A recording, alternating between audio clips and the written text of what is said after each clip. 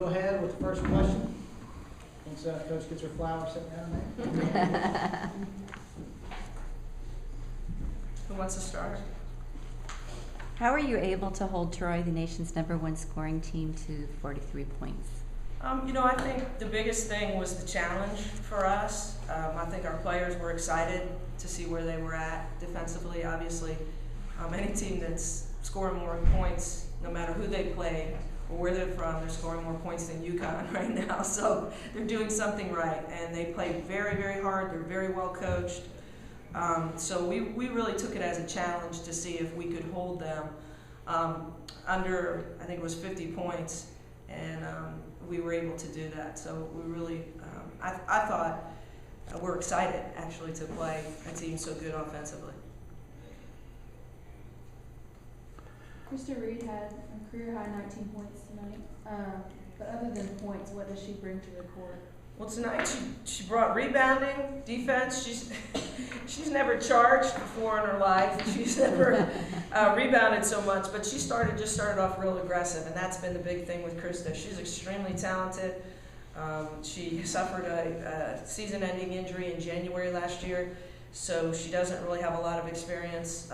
She's kind of like a freshman, and she's just getting tougher every day. She's worked really hard in the off season on her, obviously her other points. She's a great three-point shooter, but she's worked on her rebounding and her defense and her physicality. And you saw she kind of broke out. We were kind of waiting for her to get a breakout game, and I loved her aggressiveness. Is this a sign to the world after a rough season last season that Vanderbilt women's basketball is back? I don't know. I wouldn't say it's a sign to the world. I would say that our players are determined. They're very determined to win and to have great team chemistry and be unselfish and all the things that they want to stand for at Vanderbilt. And they know that there's heavy weight here. There's tradition, there's success. They came here because of what people before them. And I got to tell you, we've had alum coming back constantly, and that's such a good feeling. They came to play in a great program, and they, especially our senior class, has not had the success that they want to have, and they've been driven extremely hard to have that success for the program before they leave. And what does it mean to you to have 300 wins at Vanderbilt? To be honest with you, it means I get another ball, and I just put all my balls away because I just wanted to change my office and make it more of a home, and put up family pictures, and I really took all the trophies and balls and everything away and really tried to get back to relationships and spending the time with my players, and we did that, and so I'm probably gonna take that ball and go home, take it home or something. It doesn't. What's neat is that I got to experience so many great players, coaches. I mean, nobody does this by themselves. I'm just lucky enough to have been here 14 years and been associated with some really wonderful people. This game looked like total domination by your team in almost every facet of the game. Is there anything that you take away from this game that you think you need to improve in? Absolutely, and we just debriefed in the locker room, and they were quite critical with themselves. It's probably the best we've done offensively all year. We got more B's than we've had, but we got a lot of C's and D's in some areas still that we need to work on. And one of those things, I think, is checking out and rebounding. And we gave up 17 offensive rebounds.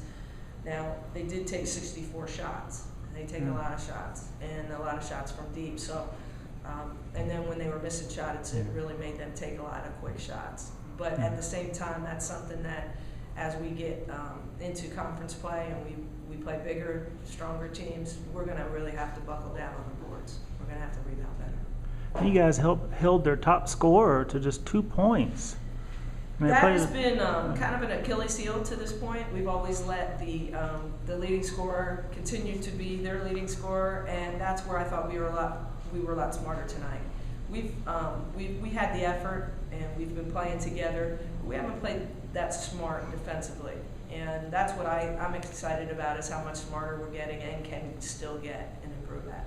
The players in the last game said that you guys have goals for holding the leading scorers points to. What was the goal for this game? Under 15 is been our goal, and I don't think we've gotten it yet. They had 2 players that we needed to make sure we held them under, and we did. So again, that's just being aware, being smart, and it's not about you, it's about what you're trying to stop from the other team. Overall, I'm really proud of our team tonight. They're fun to watch, and I just want to encourage people to come to our games, and I think that they're going to like the product, and that was the goal, was to put the product on the floor, and now the goal is to get people out and see it. They're working really hard, they're working together, and they're improving every day, and they're very committed to doing that. So I just encourage people to come out and see them play. They deserve it. It looks like Minna is really picking up your offense too with Yeah, assists. Minta's like a blessing from God. She fits. She's one of the smartest players I've ever coached. Point guard, extremely smart. Gets everything. She's just added an element of service, and she just serves. And I can't get her to shoot the ball enough. Other than Krista Reed, she's our best shooter, and you wouldn't know that.